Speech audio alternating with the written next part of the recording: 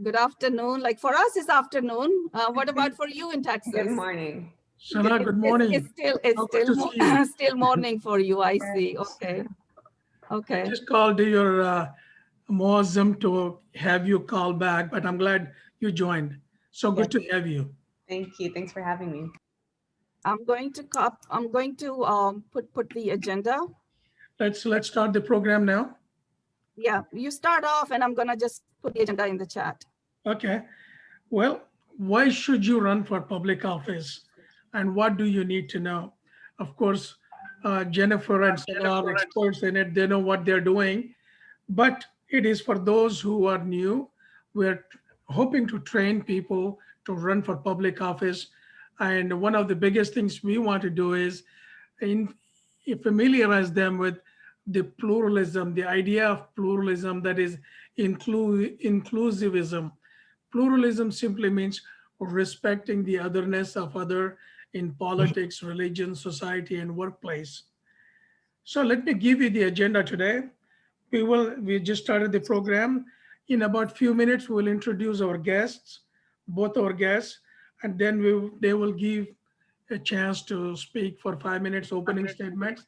Then we will have a segment to participant to ask questions at the end.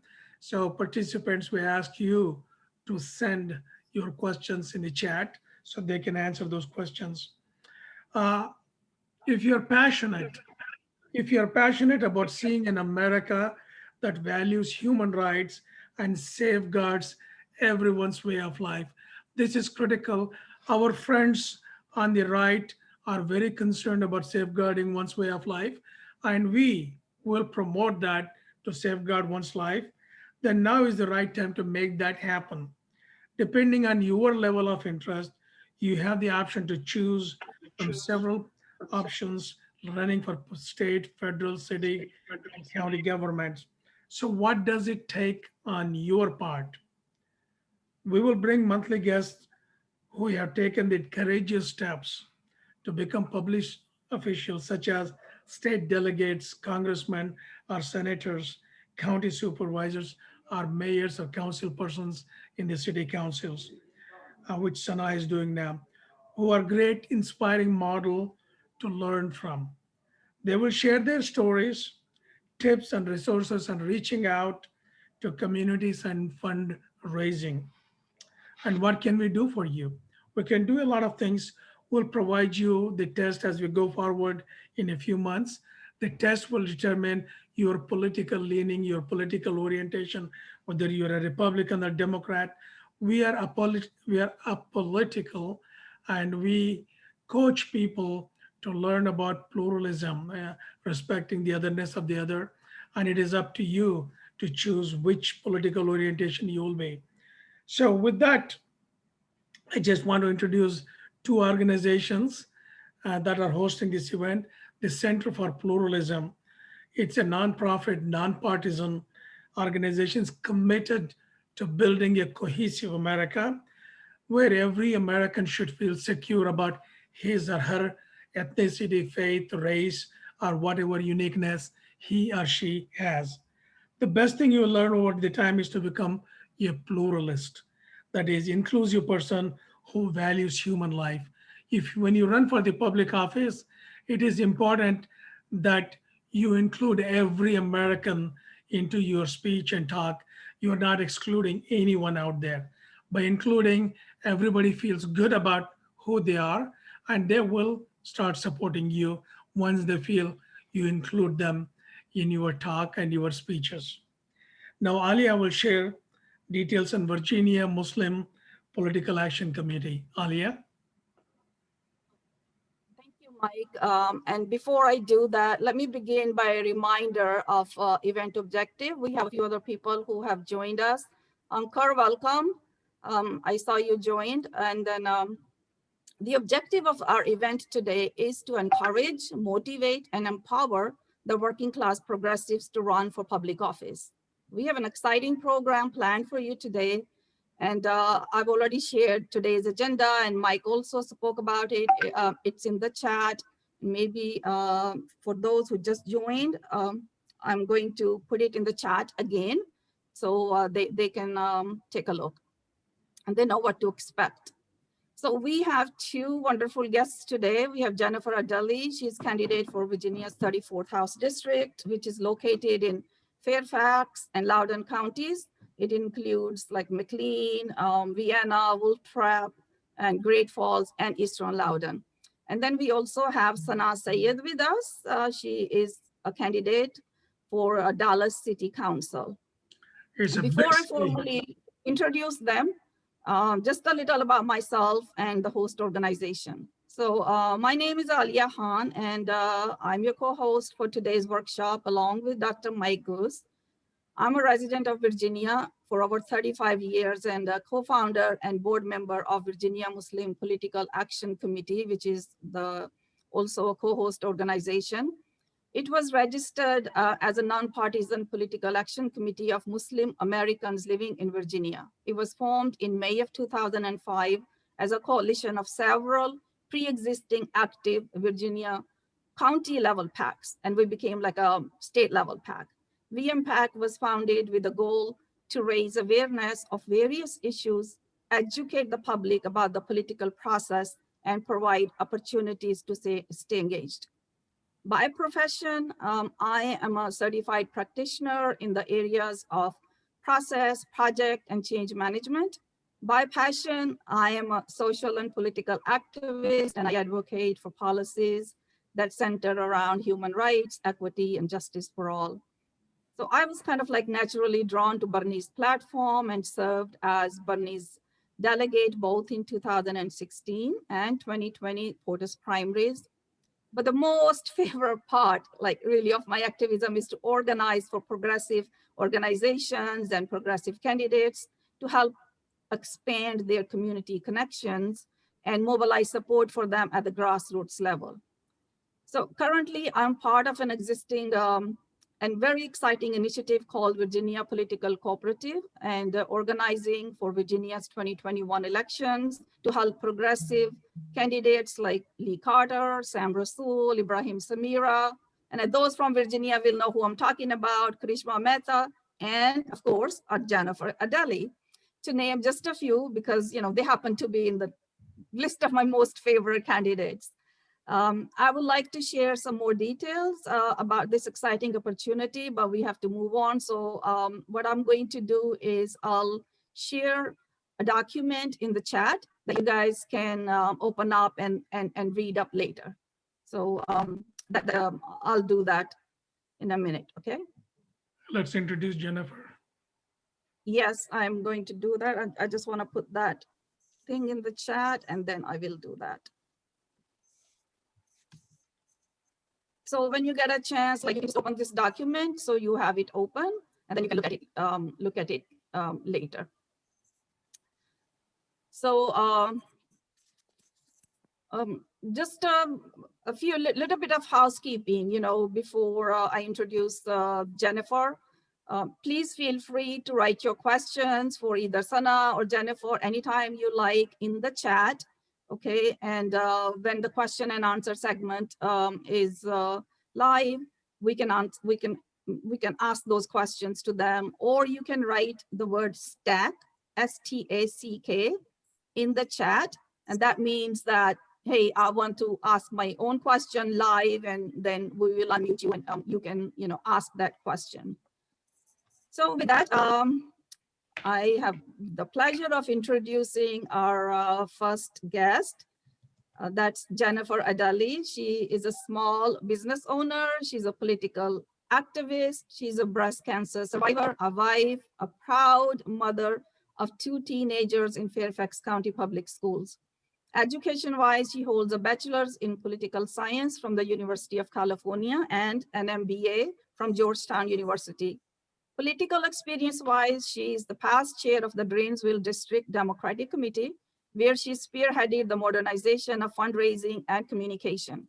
And as a result of her excellent achievements, in 2009, Drainsville District was recognized as the District of the Year by the Fairfax County Democratic Committee.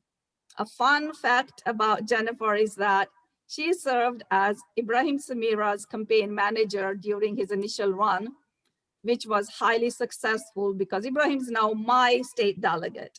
And actually, after this, I'm going to meet him up and meet with Sam Rasool also. And she herself is now running for delegate in Virginia's House District number 34. She has a very progressive platform which centers around social and economic justice. She's challenging a long time establishment incumbent, Kathleen Murphy, who's been taking corporate money. I'm very pleased and delighted that Jennifer is here with us today. And without any further ado, I give the floor to our first bold, beautiful, and brave guest, Jennifer Adele. And Jennifer, the floor is yours. Please cover as to what inspired you to run and why you chose to run for the delegate position and like not any other position. So please take it away. Let's keep it to 5 minutes, and then we will introduce Sana, and then we will go back to questions to Jennifer and Sana both again. And this program is being recorded and it will go on the YouTube. The channel is Center for Pluralism. Thank you. Jennifer's floor is yours. Thank you so much. Thank you so much, Aliyah. It's so great to see you again, and everybody, Trudy and everybody. As you can tell, I'm in the car because I'm a active candidate right now, and I'm going to be heading to knock doors right after this. I'm also a working mom and a candidate mom, so I just picked up my daughter from basketball training this morning. So this is what it's like to be a candidate, is that you've got to be multidimensional, you've got to be multifaceted, you've got to be able to handle multiple things at the same time. So I'm so happy to be here. So just forgive the fact that I'm in the car and I'm in my workout clothes and all that kind of good stuff, because this is real life. This is real life. So yes, as Aliyah said, I'm running for the Virginia House of Delegates. Thank you for that great introduction. The bio really does speak for itself. I have a master's in business and an undergrad in political science. I've been working in government services for 25 years, working to bring innovation and just generally focus on how the government delivers services to make it better. And that is exactly why I'm running now, because we have seen that the last 4 years under the Trump administration that a lot of state services have suffered as well, as things have gone from federal government down to the state. And then even in our own General Assembly, we have a lot of lawyers, we have lobbyists, we have a lot of people who maybe have never worked at that end point of actually delivering or receiving government services. So for me, it's very important to bring that expertise back to the legislative process. And I'm just going to put my little phone here so that I can hook it up here. So I apologize that you can see my steering wheel, but this way I can talk to you guys a little bit better. So, the question, I'm not going to give you like the normal kind of stump speech, but I do want to answer the question that you prompted, which is a great one, which is, why are you running for this seat and why are you running now? And that really does get to the heart of the matter, which I started to allude to, which is, when I knew I was ready to serve, I started my career on Capitol Hill, and then I went onto the private sector and business intersection, right, with government. So working in government consulting, I worked for Arthur Andersen, I worked for Booz Allen, and then I started my own firm. So always with that end in mind. And when I started to think that I was ready, the time had come for me to give back to the community and to serve in elected office, if I could, have that honor, where could I best deliver my expertise? And it really came down to doing that at the state capitol. People have asked me, well, why not run for board of supervisors or school board or town council or something like that? And for me, one of the main reasons is that I've always been one of these people who can see both the forest and the trees at the same time. And it's really important to be thinking about the big issues like social justice, environment, the economy, which are really, really big topics, but then to be able to whittle that down to what is the precise action? What do we need to do in our laws or in our regulations to sort of zero in on the things that are going to have the biggest bang for the buck? So for me, I didn't want to do that in a way that just impacted my immediate neighbors. I wanted to do that in a way that impacted my entire Commonwealth, my entire state, so that it wasn't just taking care of people in my backyard or across the street, but thinking about communities in other parts of the state that maybe don't have as much access to those same resources that we do here. So it is a primary, which is not for the faint of heart. I'm loyal Democrat. I think that we do a lot of great things, but there are differences between the party. And so, as Aaliyah said, I definitely am running on a much more progressive platform. I think that we need to be looking ahead. Virginia has a lot of catching up to do, and a lot of the accomplishments that you hear coming out of our General Assembly, out of the state capitol, is really mostly about catching us up to our neighbors or catching us up with the rest of the region. And that's great. And I applaud that, but we can't stop there. And I feel like that some of our leadership, including the current representative, the current delegate for the seat, is happy to just get us up to equal. And I'm like, no, that's the first step. We need to keep going. We need to lead on the environment. We need to lead on minimum wage. We need to lead on criminal justice reform. So that's really a lot about why I'm running. So thank you so much for the introduction. I'm so happy to be here, and I look forward to your questions. You've got a very big agenda. We appreciate that. How do you have so much light on you in the car? I don't know. I just happened to park in a good spot where the sun is coming in. It's getting very hot, actually. Well, thank you very much, It's Jennifer. the inner glow, I guess. Yes, yes. By the way, we bring both Republican and Democrat and independent guests to our program here because we are a nonprofit and we are not political. I just want to make sure that everybody knows Sure. that. Now I have the honor of introducing our second guest speaker, Dr. Sana Syed, who is running for the council member seat in the city of Dallas. City of Dallas, I believe Sana can tell that, is the third or fourth largest city in the United States. It's a very big thing to run for the city council. Dr. Sana Syed holds a bachelor's of science in economics, master's of science in journalism, and a PhD in urban planning and public policy from University of Texas in Austin. Sana was a local TV news reporter in Dallas before being selected as a Dallas spokesperson and director of the Public Information Office. In that position, she managed the city's international response to the first US case of Ebola in 2014 and the city's response to the July 7th ambush of Dallas police officers. She is currently the executive vice president of the community outreach for Nicholas Residential. She also manages an effort to provide housing resources to nonprofits that serve refugees and victims of human trafficking. Sana is the founder and CEO of Kimia International, a nonprofit focused on human rights advocacy through film and trauma therapy. She produced an award-winning documentary on human trafficking in Cambodia and is also filming in Jordan and the Syrian refugee crisis. That is a very big thing, and we welcome that. Now she has decided to run for a council member seat for the city of Dallas. Let's hear directly from her as to what inspired her to run and why this position so important. Without any further ado, I give you our second bold, beautiful, and bravest youth speaker, Sana Syed. We are very proud of you. And by the way, Sana's father and I are good friends. Mike, thank you for that lovely introduction, and thank you all for hosting us this morning. Excited to be here.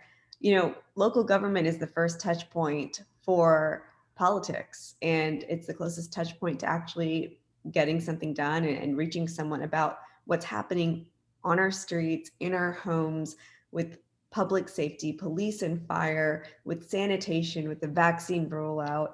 And what we're seeing here in Dallas is, you know, for the first time in 16 years, the seat has termed out, and one family has held this seat for about 16 years. And so with this opportunity where we can bring in fresh perspective, a look at innovation and service, I really wanted to take advantage of this to address some of our bigger issues. So here in Dallas, what we are really dealing with is not only, you know, the aftermath of the protests and, you know, the current council member who will be termed out in May voted to defund the police, and we're still feeling the ramifications of that. We also have some of the largest homeless encampments in the entire city. And so the homeless issue continues to be something that we're not adequately addressing here. And then the third piece is permitting, because it takes so long to get a permit in the city sometimes that we often see business and development go to every other city around us but Dallas because it takes so long and it's so cumbersome. So those are some of the bigger issues that I'm interested in tackling. But the biggest thing is I love this city immensely. And I am really looking forward to the opportunity to serve. And we've been block walking, sending out mailers, and putting up yard signs and road signs. So it's been an incredible run so far. Well, thanks for that great motivational talk. And I think you got three good objectives why you should be running for the city council. And I think people who are interested in running for the office, they need to have a goal why they want to run. They can find simple things like the streets are not clean or the neighborhoods are deteriorating. What can they do? These are very simple things from to complicated things that Sana had mentioned. These ideas can take you, give you motivation to run for an office, and you run for the office to bring about a positive change to the community you are in. Now, uh, both of you, a question for both of you. First, Adele, Jennifer, what have been most gratifying or significant accomplishments, and what measurable impact have you been able to make or plan to make when you run? Jennifer? Yeah, so that's a great question. Thank you for that. So, um, in terms of immediate impact from running, I think that the thing that's people are responding to the most is that we haven't had a primary for the seat in 14 years. So not unlike what Sana is describing, where the same person or the same families held the seat for a long time, we haven't, even though we've had people change seats, we haven't had a primary. So that means within the party, both within the Democratic Party and the Republican Party, people haven't had a choice. It's just essentially like whoever they could dig up, And so people are really responding very positively to having a choice. They feel empowered.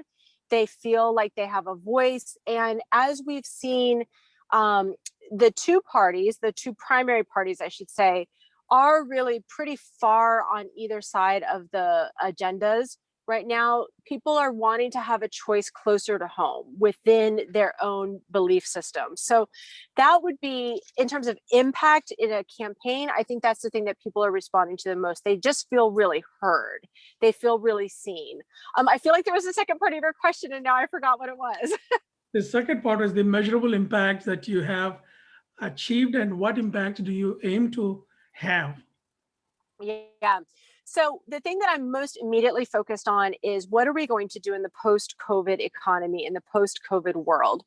I have had, and I'll give you one specific example, and I'm primarily focused on workers right now, although there's a lot of things to focus on in the post-COVID world. So I've had my own company for 10 years and my company's been virtual from day one. So all of this new work environment that we've been in, working from home, the big changes that we've had during the global pandemic, that's not new for me. All of my employees work from home for 10 years, and it's primarily for work-life balance reasons, but also things like the environment. I mean, thousands of pounds of carbon pollution that my employees and my consultants have saved every year by not having to drive back and forth to an office every day. I'm incredibly proud of that. We were actually quoted in Forbes magazine a few years back about recruiting millennials, and working virtually was actually a big selling point for us in attracting millennial workforce.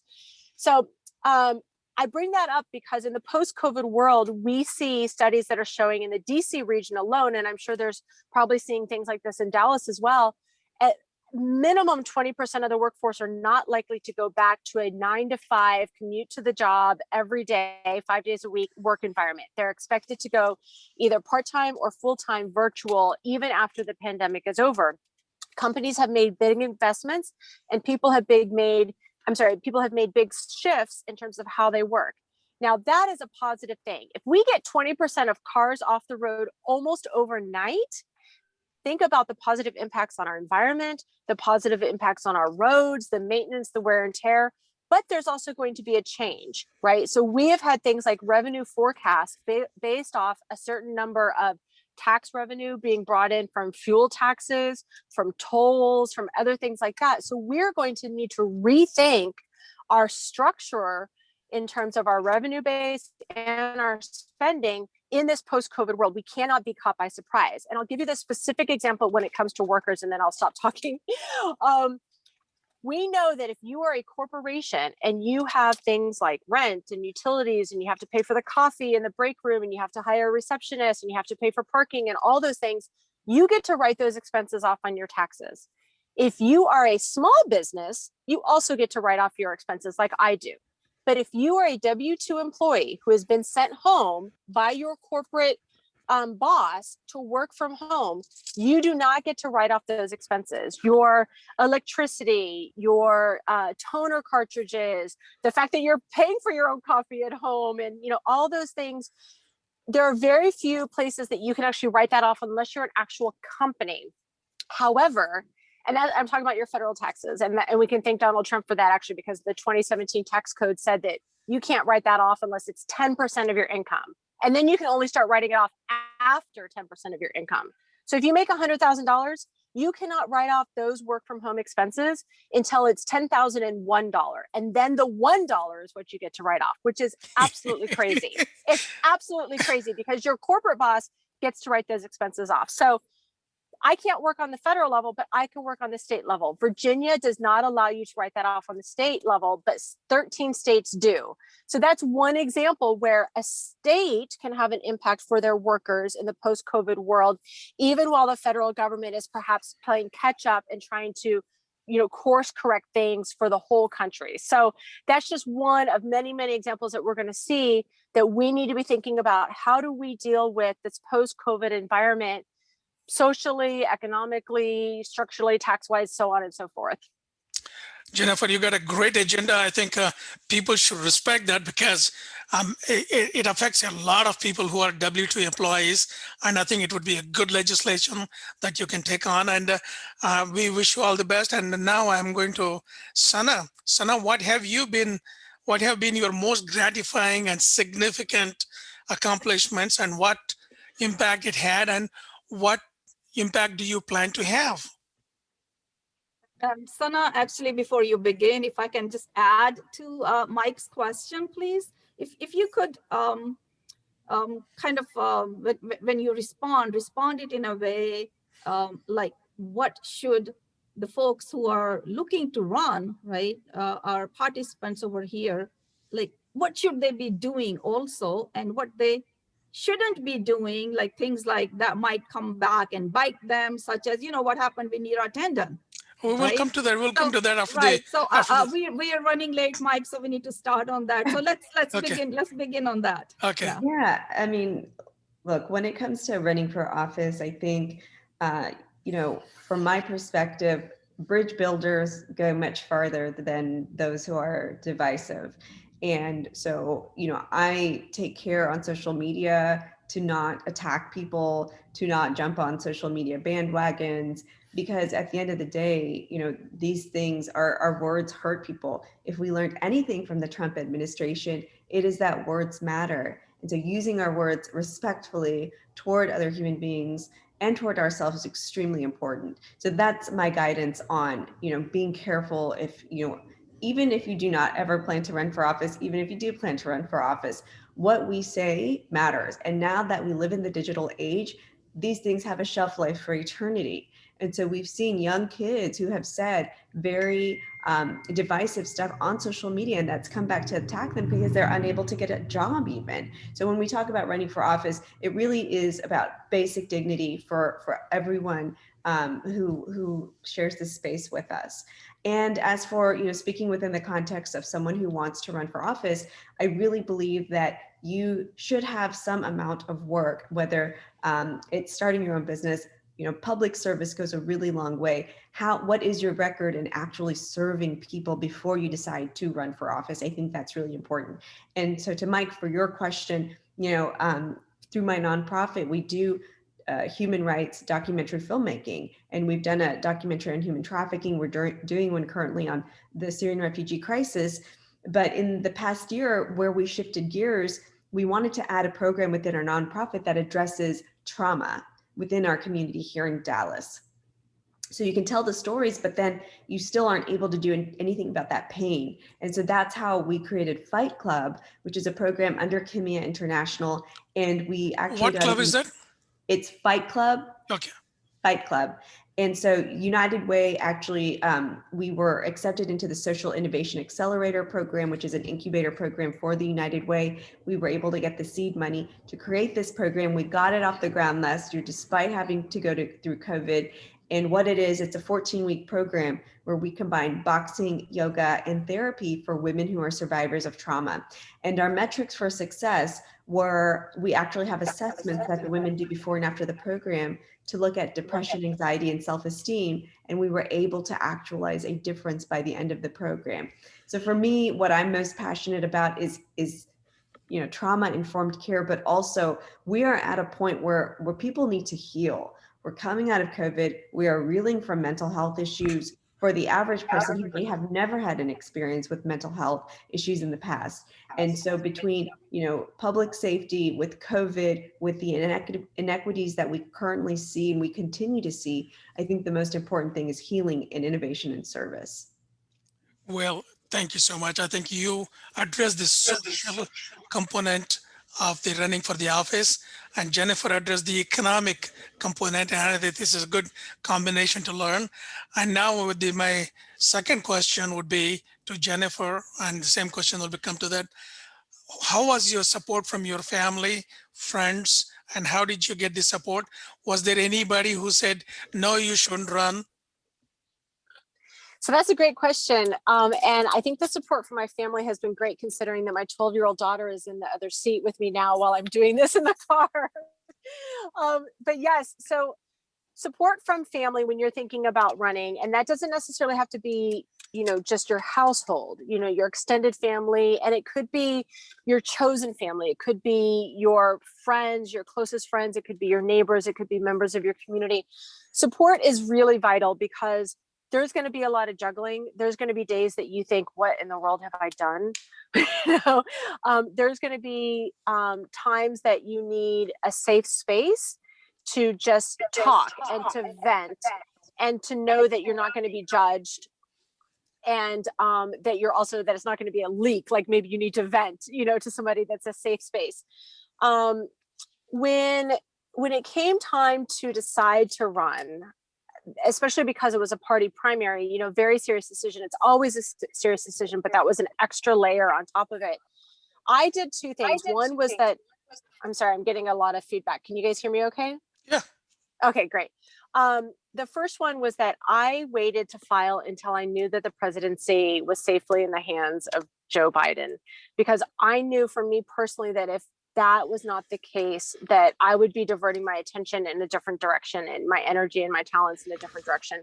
When I knew that we were on the right track on the federal level, I felt a sense of relief that I could, direct that energy. And the second part for me was paying attention to what was going on with COVID. So once the week that I filed was the week that we found out about the vaccines getting approved. And so I could see that trajectory. And I tie that into your question about having that support system, because it wasn't just what was going on in my family. It was also looking at the broader community and understanding if this was the right time. And for me, those two elements on the macro level were just as important as what was going on in the micro level within my own family or within my own company, things like that. Did you have any negative comments? Don't run, Jennifer. This is not the time for it. Oh yeah, I mean, especially when you have a party primary. I mean, there's definitely, the wait your turn, get in line kind of messaging that can have, and it's very hard to see. And I knew that was likely to happen.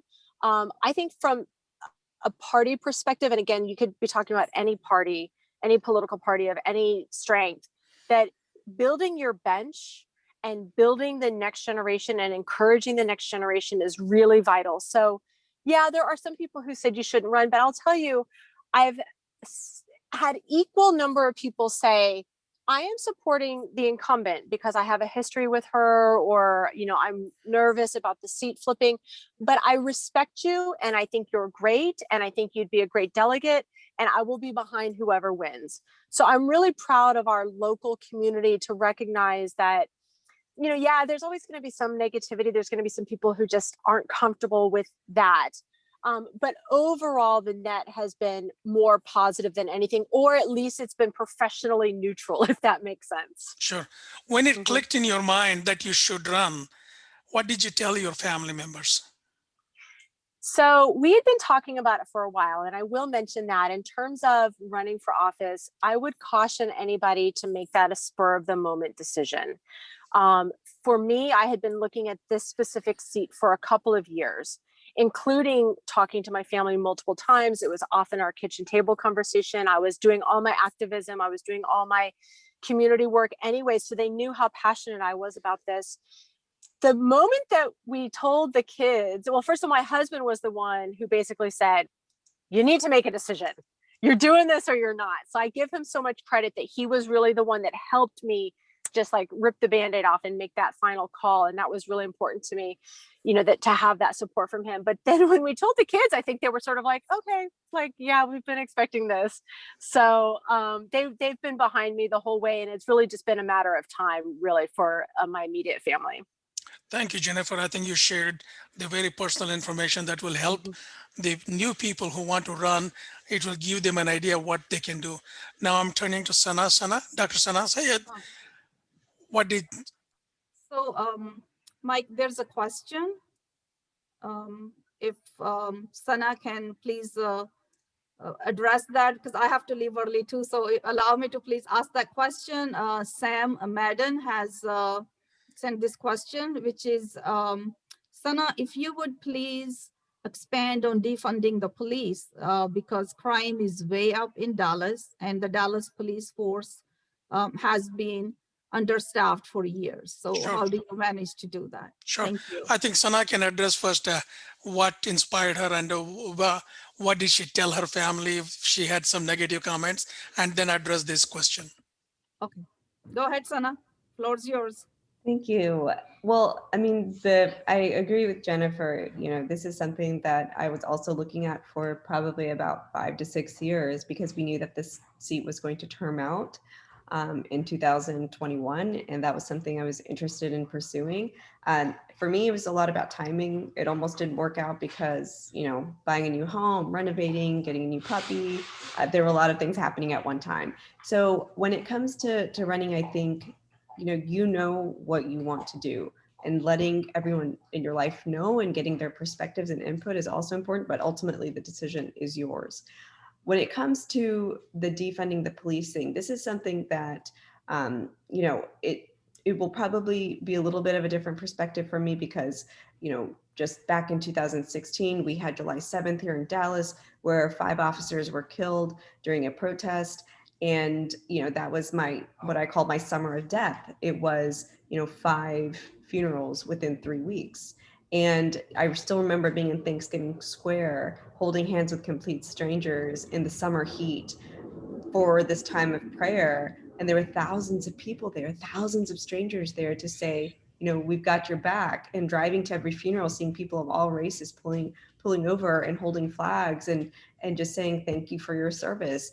And so, to go from there to defund the police within that short time frame, the more I'm talking to the community, the more the community is saying to me that was not something that we wanted. That was not something that we were ready for. And so I think that's important to recognize, because defunding the police might make sense for some communities, but it's not something that makes sense for every community. And here in Dallas, what we have done is we're already hurting from police staffing standpoint. And then on top of that, we have alienated our police department. And so when someone is putting on a uniform every day and doesn't know if they're going to make it home to their family, I think there is some recognition for the work that's being done there. Now, what I have put on my agenda is for the city to explore a trauma-informed public safety model. This is something that's being employed in different parts of the United States already. And what it looks at is the re-traumatization of individuals, particularly youth, and also secondary trauma that police and fire endure. And so when we look at that, what are we looking at? We're looking at people as human beings and understanding what human beings have gone through. And once we do that, I think we have the ability to build a bridge there. And that is what is lacking in Dallas here. we had some council members that followed, the national, social media message, but in the end, we're left holding the bag, and those bridges have not been built. So that's how I feel about defunding the police. I appreciate that. What did you tell your family when you were ready to announce that you're going to run? Yeah, I just said, this is something I've been thinking about for a long time. And, my dad's concern was, will you be able to raise the money? And I was like, well, I guess we're about to find out. So, I don't believe that you should go broke or bankrupt trying to bankroll your own campaign. It really has to be like, you need to find that money. It's just not worth going into the hole to do that yourself. So that I think is really important, and leaning on whatever those resources are, but at the end of the day, still coming back to the community and making sure you're doing your work and boots on the ground and actually campaigning. Sure. Alia, you have some questions for both of them. Alia, you have to unmute. Okay, yeah, thanks for reminding. So I'm unmuted now, but thank you so much so far for answering all these questions. That's really, really great. I think, there's a lot of reform that needs to happen in the police, and it depends, like Sana, you were saying, it's different for each community, right? So each community has to analyze their own situation and, where they stand and what changes need to happen. But like, I think overall, yes, we do need a lot of changes in the police. There's so much funding that's going to the police, militarizing them also in general.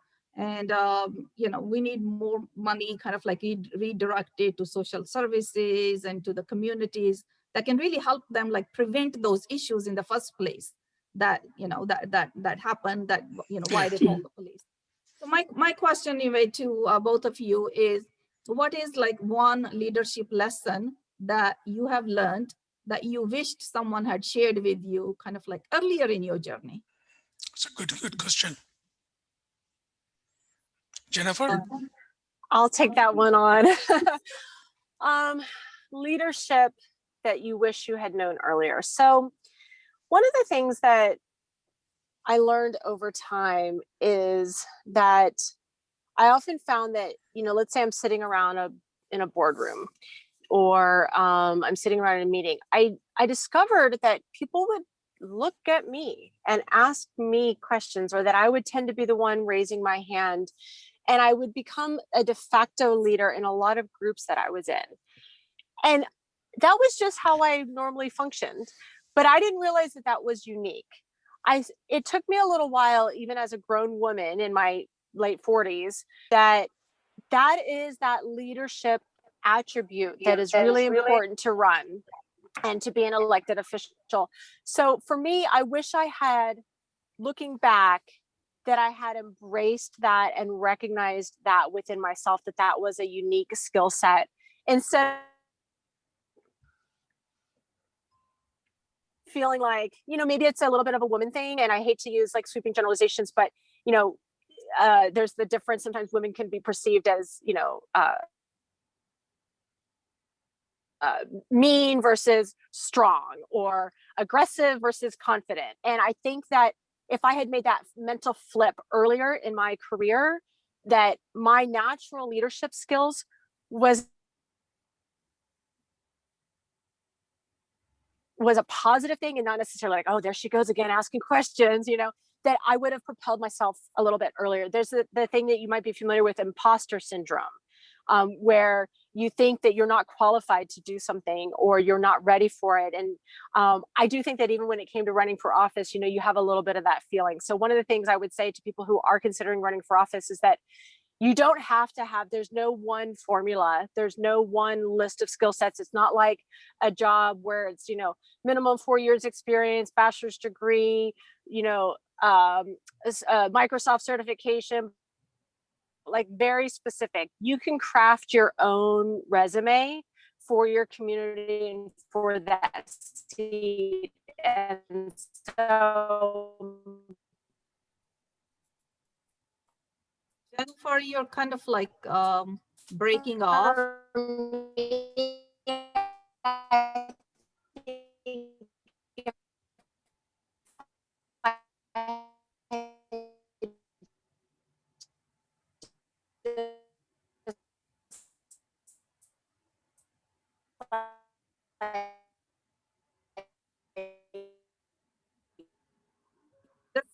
Is everyone else hearing Jennifer? Because No, I think she was breaking off. Yeah. It's breaking up over here too.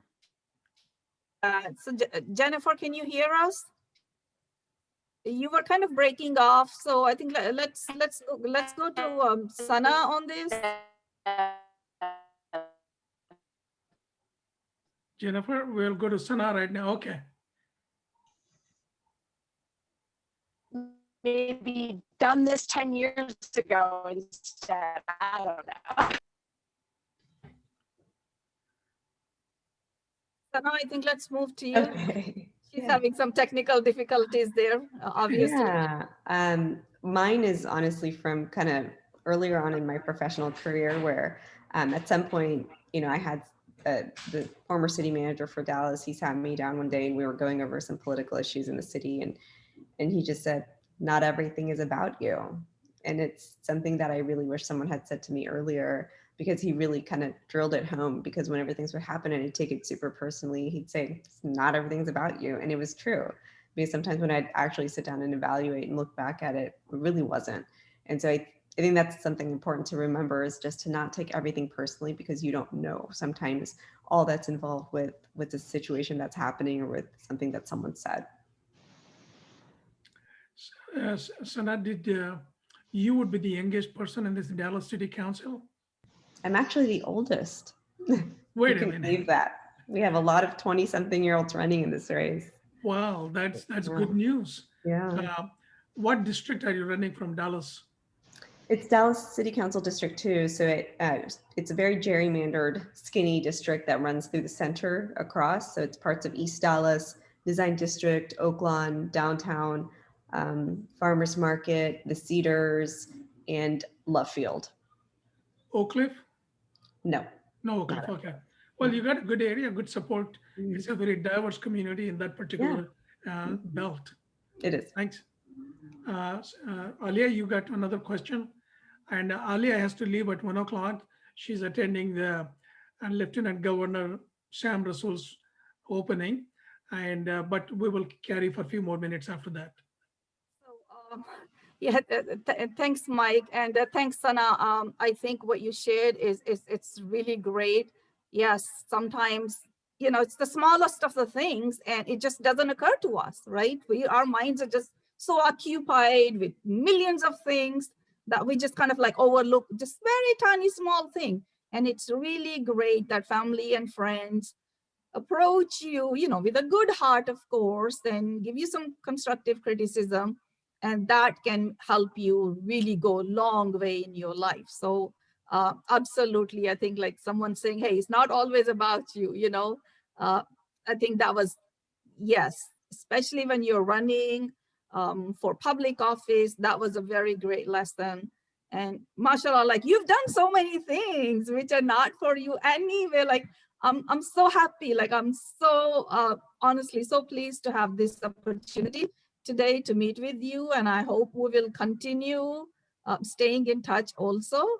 Like I'm here in Virginia, but Zooms and it's like we can stay in touch, right? So Mike can pass on my information to you. I would love to get to know you more. I'm so proud of what you're doing. Okay, thank you so much. And I was trying to call Jennifer back to see what happened. She was trying to call me. I think someone else is just, but I couldn't reach her. So it looks like maybe her battery died on the phone because she was on the phone. So let's see if she's able to join us back or not. But Mike, if you would like to maybe, I guess, start with the other segment. Yes, I will. About near attendant, then go ahead, and I'll try to call Jennifer again to see what's going on. Sure. Yeah, and I'll be leaving around 1 o'clock, so I'm still here another 5 minutes or so. Sure. Once again, friends, we are Center for Pluralism. Pluralism is respecting the otherness of others. Our mission is very simple: to create a cohesive America, an America where every American feels secure about his or her ethnicity, faith, race, or whatever uniqueness he or she has. And that's what we are about. And we have a lot of programs on politics, religion. In fact, in religion, we have programs busting the myths about Jews, Muslims, Christians, and Hindus, in all communities. We hold these myths so dear to us that we overlook other things. Now we got a few more questions for Sana. If Jennifer is Mike, around. sorry to interrupt, but Sana has to go also at 1 o'clock. She has a hard stop. Okay. So yeah, she has a hard stop. She has to go. Jennifer has, I don't know if she's going to be able to join us again. So just kind of keeping that in mind, would you like to give Sana a minute to do her closing remarks? Yes, Before a she closing remark, plus also what advice, Sana, do you give to other young people like you to run for the office? And with that, we close it. Yeah. Again, thank you again for having me. I really enjoyed being with y'all today. My biggest advice for anyone considering running is to find a way to give back to the community, because it's about having a servant heart and it's about servant leadership, and ultimately it comes down to serving the community, right? This job is not about us. It's, it's sometimes, as you've seen on television and over the past year, it becomes with people who have egocentric ideas about, they become kind of the whole mission, the whole point of political office, and that's not what it's about. I had a city manager who used to put all the city departments and directors and then city council, and at the very top he would put the residents of the community at the very top of the org chart. And I think it's really important to remember that. So before you run for office, I think my biggest question is going to be, what have you done to serve the community, to serve humanity? And even if that's volunteering at a homeless shelter, if it's going to a food bank, whatever that is, find a way to serve. That is the greatest teacher in running for office and serving a community. And ultimately, again, the decision is yours. I think particularly within the South Asian community, within the Pakistani, Indian, Bengali community, it can be really difficult. You may not have all the support, but again, the decision is yours. And I hope that if you decide to run, that it's a fantastic and fun experience for you. Your 1 minute elevator speech. Why should people vote for you? I feel I'm the best candidate for Dallas City Council because I'm the only candidate that actually has experience working on the inside, understanding the inside baseball, can hit the ground running. But more importantly, my work in trauma therapy, I think, shows that I'm a uniter and I'm a collaborator and a bridge builder. And that's what our city needs right now as we come to a time in our history where we simply need a space to heal. We wish you all the best. Thank you so And much. with that, Alia, you want to say one or two words? We'll close the session. Sure. So thank you, Sana. We are again like so proud of you. We wish you all the best. And I want to thank everyone who joined us today. And Jennifer also, although she's left us, and Sana, you also. And just a reminder to everyone that before you leave, please do save the chat. There's a lot of good information in the chat, and the document that I shared too, it has information about an event this Friday that is meet and greet with Sam Rasool, and the RSVP link and information are in that document too. And to save the chat is just like, you'll see these three dots at the bottom of your chat window. So just click on those three dots and then it says save chat. Okay, I know most of you know that, but just in case, okay, just saying that.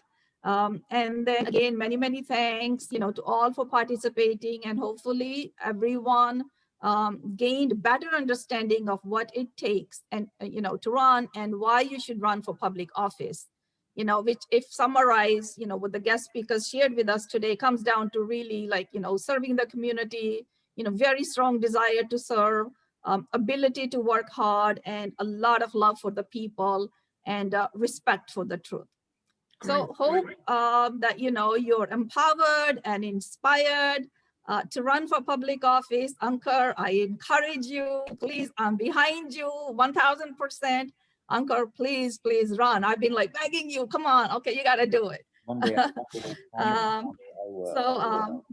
Yeah, so with that, I hope you're empowered and you're inspired to run for public office. And we'll see you all again next month. And until then, please stay safe and stay engaged. And this Thank will be you. on the YouTube. All you have to do is youtube.com and type in Center for Pluralism.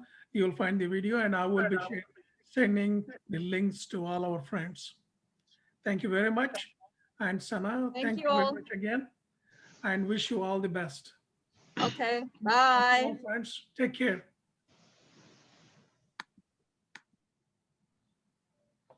Mike? Yes.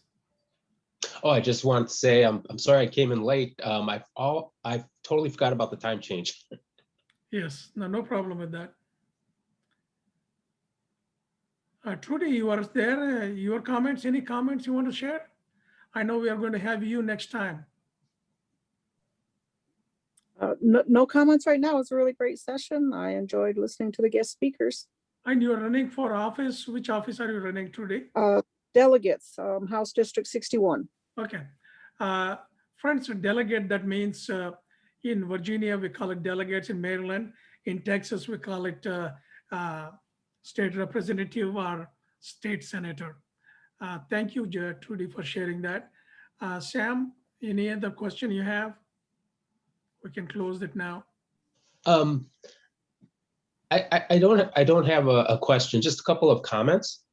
Go ahead. I think Sonia's a statement regarding the police and the community and the trauma that each side experiences is a very important point. Yes. Because we can't go, because usually, human personalities and traits, when something bad happens, they always go to the extreme opposite. Yes. Which is never good. Yes. So 100% people who are in favor of 100% defunding the police, no, that's not a good idea. Yeah. And that's why I asked that question of Sonia, and I thought she had an excellent answer. Yes.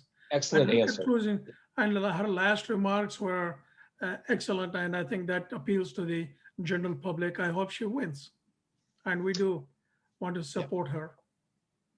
Thanks, Sam, and thanks, Trudy, and have a great day.